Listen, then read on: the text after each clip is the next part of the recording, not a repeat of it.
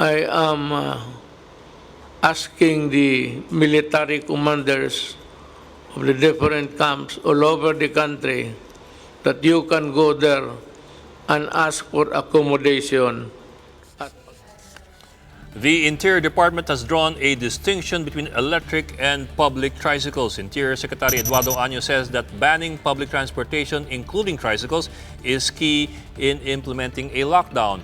However, e-tricycles, he says, are not considered mass transportation as they do not have routes. Recall that the DILG thumbed down Pasig City Mayor Vico Soto's move to exempt tricycles in the ban to help ferry residents with medical conditions. But the DILG, on the other hand, allowed Manila City's use of e-tricycles to transport health workers. Anya explains that the use of e-tricycles in Manila does not fall under public transportation as they are exclusively used for health workers. Meanwhile, Undersecretary Epimaco Densing warns that LGUs will face administrative charges if they fail to follow this ban. The city government of Pasig has launched e-vehicles to transport health workers and other COVID-19 frontliners working around the clock. The city has come under fire from the national government after using tricycles despite the ban on PUVs. Samantala, kamusta naman po natin ang isa pa sa mga LGU sa labas ng Metro Manila? Makakausap po natin sa telepono si Cainta Mayor Kit Nieto. Mayor, kamusta po sitwasyon ninyo dyan sa Cainta? Maraming ginagawa kasi kami ng tao na medyo nagrereklamo dahil pang ilang araw na rin na hindi sila nakapagtrabaho. Opo. So as of now, we're actually repacking a lot of foodstuffs. We have already sent out yung food meals, no, every 5 o'clock in the afternoon para sa 7 barangay. Then we are Mayor, can you hear us? yeah, I can hear you. Can you hear me? Oh, yes, sir. Opo. Mayor, doon po sa inyong bayan po, ilan po bale yung mako-consider na na talagang apektado nitong lockdown na ito in terms of yung kailangan padala ng food packs o kailangan pakainin po? I guess siguro nasa mga 25 to 30,000 yan sila. People po or families? These are the displaced, workers pa lang yun. Workers these pa are lang. the displaced workers. Opo. Kasi sila mismo as heads of their family, sila yung may incumbent duty to to make sure na merong food sa lamesa nila araw-araw, di ba? Opo. So we are actually giving out bigas at saka mga delata sa mga drivers sa transport drivers na mga na-affect dahil pinatigil ng operations nila, sa mga factory workers na hindi pinapayagang magtuloy sa trabaho, at saka ngayon sa mga construction workers na hindi pwedeng makapagpawid sa mga boundaries para gawin yung mga trabaho nila. So sila pa lang by and large, nasa mga 20,000 na sila Opo. Kung heads of families po yan, di times 5. So magiging isang mga 100,000. 100,000, oo. We're not even looking at kasi ang iniisip ko lang, at least have something to fend themselves with. Ang iniintindi ko ngayon, yung mga namumuhay sa pang-araw-araw, na yung kinita nila for the day, yun ang gagamitin nila para sa pagkain nila sa gabi. Yeah. So paano po ginagawa nyo ngayon? You have food trucks feeding? Well, actually, we have a feeding program at 6 o'clock, at 5 o'clock in the afternoon covering the 7 barangays. We give out food stuff. Tapos nga, namimigay kami ngayon ng mga bigas that's good for 3 to 4 days para sa mga pamilya na apektado, ng mga displaced workers. Tuloy pa rin naman ang pamimigay namin ng mga vitamina para wala naman magkasakit na matatanda because they're vulnerable sector here. Misting pa rin, implementation ng lahat ng mga lugar, continuous pa rin. Madami, mas dumami yung trabaho kasi mas marami na ngayon yung mga issues ng mga nakatira sa Cainta because of the lockdown. Opo. But how long do you think how long can you afford to do this in terms of resources? I'm bracing myself for a 30-day period to coincide with the timeline that was imposed by the President. Anything beyond that, maybe we have to source out other funds siguro to sustain what we have started. Yung programa namin ng feeding is for 30 days. Tapos ito namang supply namin ng rice at mga canned goods. It's a continuous every day. So marami na rin naman kami mga donations na natatanggap from the private sector that we convert now para maging para mapabigay namin kaagad sa mga tao, especially dun sa mga inaay namin na vulnerable sectors. Opo. Yung 30 days naman po, sureable naman po yan na meron kayong kakayahan for the 30 days. Yeah, we are using our quick response fund. But if you're talking about a massive implementation of the feeding program, of course, we'll be needing more resources kung gusto namin makompleto yung the whole stuff. Kasi now we're trying to prioritize kung sino yung nangangailangan. But dun sa hierarchy ng priorities, siyempre lahat naman ng tao may pangangailangan eh. Inuuna lang namin yung tingin namin na hindi makakasurvive kung hindi magkakaroon ng government intervention. Opo. But the thing is po, yung 30-day timeline po, that falls short of what they were looking at earlier na maaring 2 months pa bago mag-peak itong sakit. Yeah, maybe we will just have to realign some of our funds here just to make sure that people live. Okay, maraming salamat po. Mayor Kit Nieto ng Cainta. Thank you for joining us po. Okay, thank you. The NCR Police Office and the Quezon City Police Department have started to reduce their personnel in quarantine control points. And to explain this, we have News 5 correspondent Pat Mangunit live from Mandaluyong City. Pat, ano nangyari dyan? Bakit binabawasan? Nakipagpulong si NCRPO Regional Director Debold Sinas sa mga opisyal naman ng Eastern Police District. At wala rin dito mga report o insidente ng looting. Pero binawasan na rin ang mga pulis na nakadeploy sa Quarantine Control Points o QCP at mga checkpoints dito sa EPD.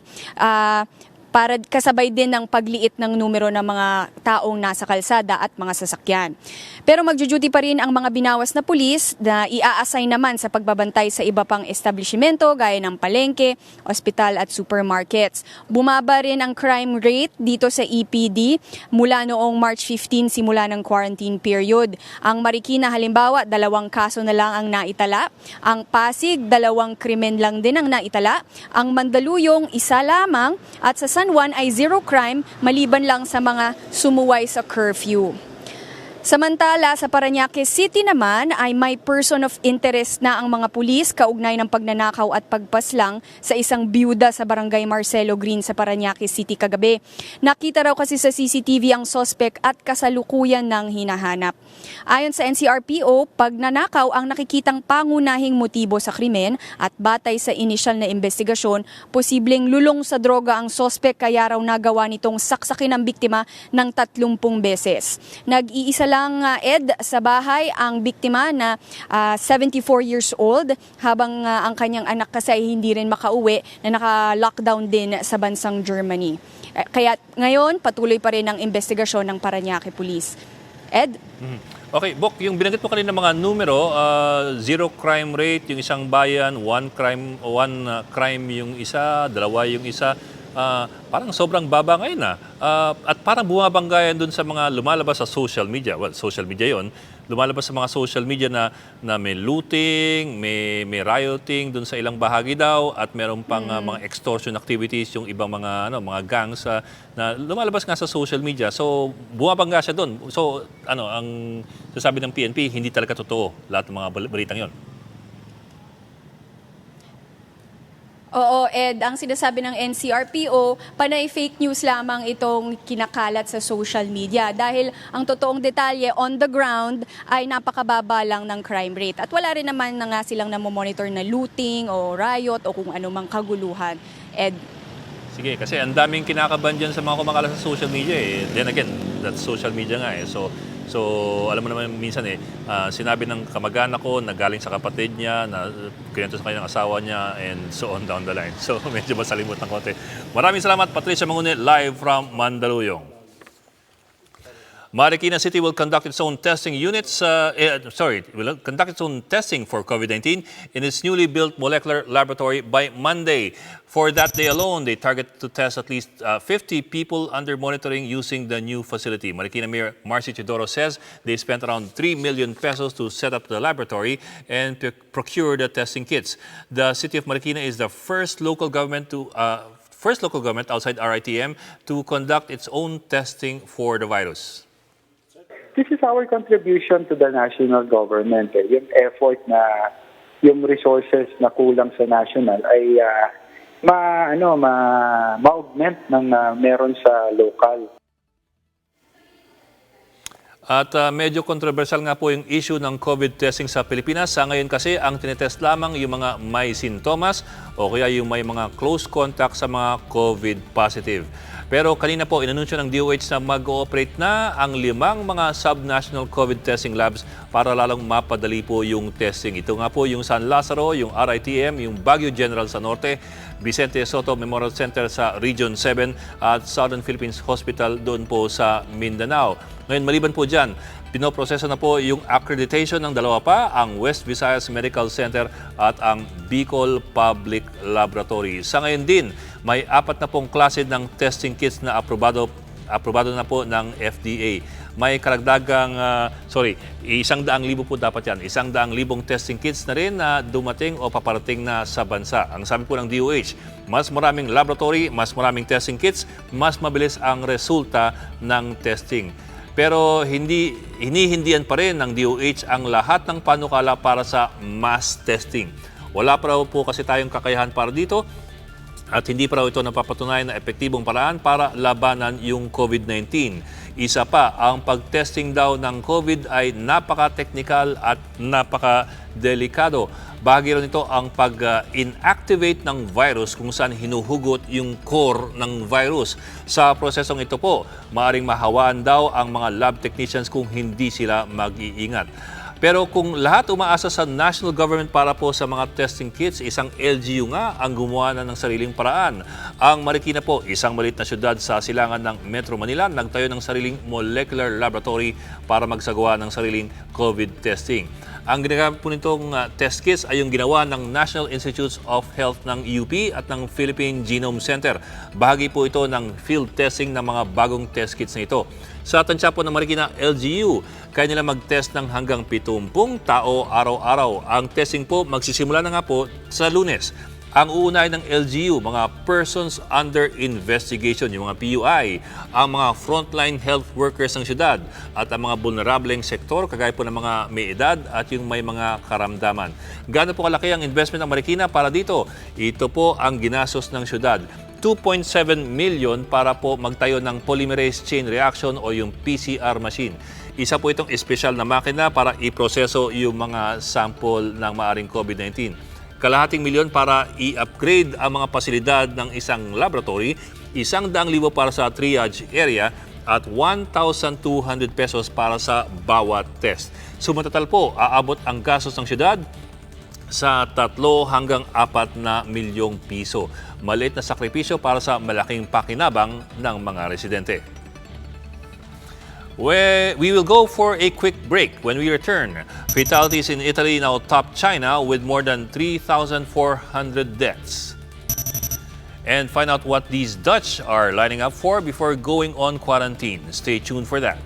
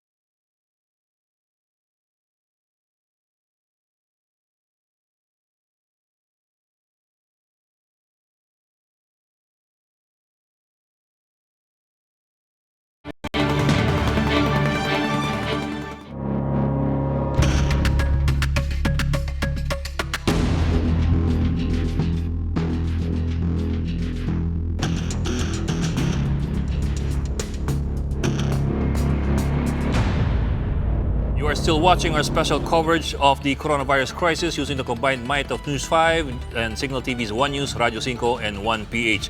Lawmakers are meeting this weekend for a special session to pass appropriate budget measures in light of the ongoing enhanced community quarantine in Luzon. Senator Bongo confirms that the President called on both chambers of Congress to convene and pass measures to boost the budget or a supplemental budget for much-needed social services. Senate President Tito Soto says it is important important to ensure that the government has enough funds to buy food packs for the public. Soto worries that a shortage in food and other basic services may lead to social unrest. Both the Senate and the House of Representatives have agreed on a special session while observing preventive measures against the spread of the coronavirus. This includes sticking to a skeletal workforce and maintaining social distance among themselves. Soto says the legislators can meet as early as Saturday or tomorrow. Police are hunting down a COVID-19 positive patient who has gone missing after allegedly giving a wrong address in Quezon City. For the developments, Camille Samonte is joining us live from Quezon City. Camille, anong balita doon sa nawawalang pasyente?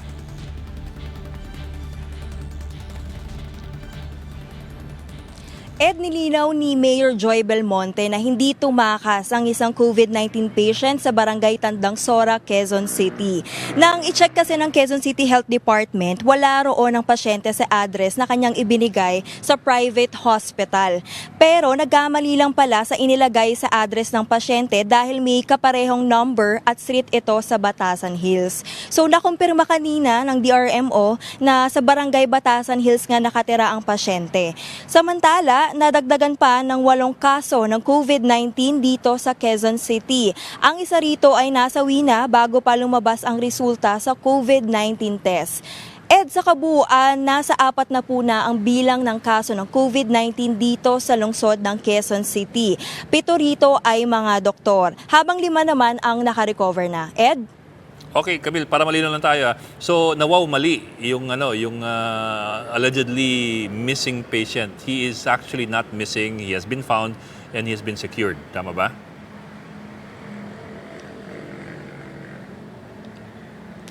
Yes, Ed. Nagkamali lang daw doon sa address na inilagay doon sa, yung ibinigay doon sa private hospital. Kasi apparently, same number and street yung nakasulat, pero hindi na-indicate na sa barangay Batasan Hills pala ito.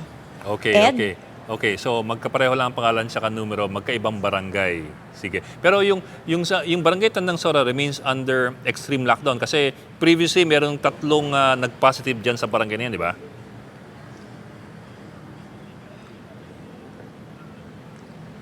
Yes, nananatili pa rin na nasa extreme enhanced community quarantine ng barangay Tandansora at barangay Kalusugan. Okay. Now, Camille, Kasi nga yung 2 barangay ay nakapagtala ng 3 kaso ng COVID-19.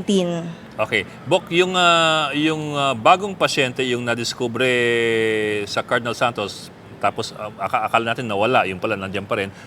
Has he been secured? I mean, has he been taken to a hospital? I suppose he's been visited already by the Quezon City government and by DOH. Any updates on that?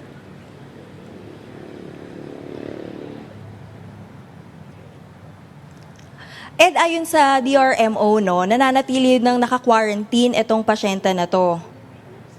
Okay, meaning siya ay nasa bahay o meaning siya ay nasa ospital? Ed? Only if you know.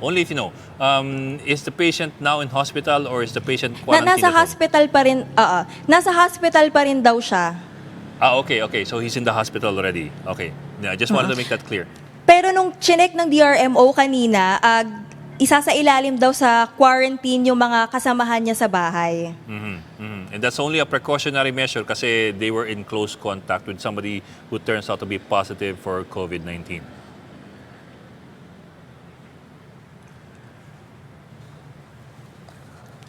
Yes, Ed. Okay. Maraming salamat. Camille Samonte, join us live from Quezon City. Sa kabila po ng banta ng COVID-19, umaarangkada pa rin ang mga magigiting na food delivery service riders. Pero maging sila, aminadong nahihirapan na dahil sa epekto ng enhanced community quarantine. Narito po report ni Gerard de la Peña. Sa panahong halos walang laman ng mga kalsada, bumibida ngayon ang mga motorsiklo ng mga food delivery service. Take-out at delivery lang kasi ang pwedeng gawin ng mga nais bumili sa mga restaurant. Kaya naman malaking ginhawa para sa mga naka-self-quarantine at work from home ang ginagawa ng matatapang na food delivery riders. Ay grabe, napakalaking tulong kasi di na namin kailangan pumunta sa supermarket para bumili ng pagkain. Kapag gantong oras ng tanghalian o merienda, makikitang nag-uumpukan ng mga motorsiklo ng mga food delivery service sa mga malalaking fast food chains na katulad nito. Pero maging sila, Apektado na rin ng enhanced community quarantine dito sa Luzon. Halos kalahati na lang daw kasi ng mga rider ng GrabFood at Foodpanda ang bumabiyahe ngayon. Hindi raw biro ang pagsasakripisyo nila dahil natatakot din silang mahawahan ng COVID-19. Nag-iisip din kami tungkol sa aming kalusugan na katulad niyan, imbis na magpahinga na lang, kailangan kumita rin ng pera para sa pamilya. Bukod dyan, kung dati mahigit 1,000 piso ang kinikita nila kada araw, ngayon, swerte nang umabot ng 500 piso dahil kakaunti na nga lang ang nagbubukas ng mga establishmento. Sobrang baba po. Mahina talaga. Kasi wala talagang kita. Kumbaga, yung ilang biyahe namin, pinagkakasit na rin namin sa araw-araw pagbili ng ano. Sabi naman ng Grab, itinataas nila ang delivery service fee mula sa karaniwang 49 pesos na ngayon ay umaabot minsan ng 70 pesos. Ito raw ay para maengganyo ang mga rider na bumiyahe at makatulong na rin sa kanilang kabuhayan. Ang booking fee naman na po na yun ay hindi naman napupunta sa amin. Ang malaking porsyento po doon ay napupunta sa rider. So sa mga nag-a-avail ng service, konting patience lang po. Alam po lahat tayo ay may needs and requirements ngayon. Pero dahil nga po hindi po lahat ng riders natin ay online, hindi po natin matutugunan lahat ng mga nag-order. Pakiusap naman ng mga otoridad, magpakita tayo ng kaunting pagpupugay sa mga matyagang nagtatrabaho at nagbubuwis ng buhay ngayong panahon ng krisis. Umaaksyon, Gerard de la Peña, News 5. Italy's death toll from COVID-19 surpasses that of China, where the virus first emerged. The number of deaths in the European country has reached 3,405, becoming the deadliest center of the COVID-19 pandemic. Meanwhile, the current number of deaths in China stands at 3,242. The Italian government is preparing to prolong the imposed emergency lockdown measures across the country.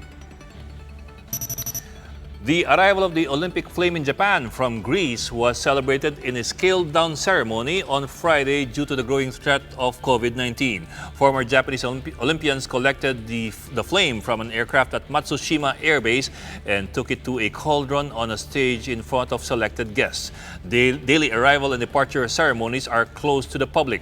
All torchbearers will also have their temperatures taken before participating in the actual relay scheduled to start on March 26. Some shoppers in the Netherlands are stocking up not on alcohol, not on toilet paper, but on weed, marijuana for you guys. In this video obtained by Reuters, long lines formed outside of marijuana coffee shops. That's after the government ordered a lockdown to prevent the spread of COVID-19. The Netherlands is one of the latest countries that decided to close down schools, restaurants, and other establishments. Let's now check the latest COVID-19 global figures with the help of this online tracking map created by Johns Hopkins University. There are now 245,000 confirmed cases worldwide, more than 80,000 of which has been recorded in mainland China. Italy, meanwhile, has recorded more than 40,000 infections, accounting for the second highest number among all the nations, followed by Iran with over 18,000 cases. Now, the death toll over there on the left stands at more than 10,000 already. As you can see, Italy has the most number of fatalities, overtaking China. The European country has recorded more than 3,400 deaths so far. On what you might see as the brighter side, there are now more than 86,000 people who have recovered from the coronavirus disease so far. Tech companies are also joining the fight against the global coronavirus infection at ang tinatarget po nila ay fake news at mga maling impormasyon. Nato po ang quick take mula po sa Bloomberg.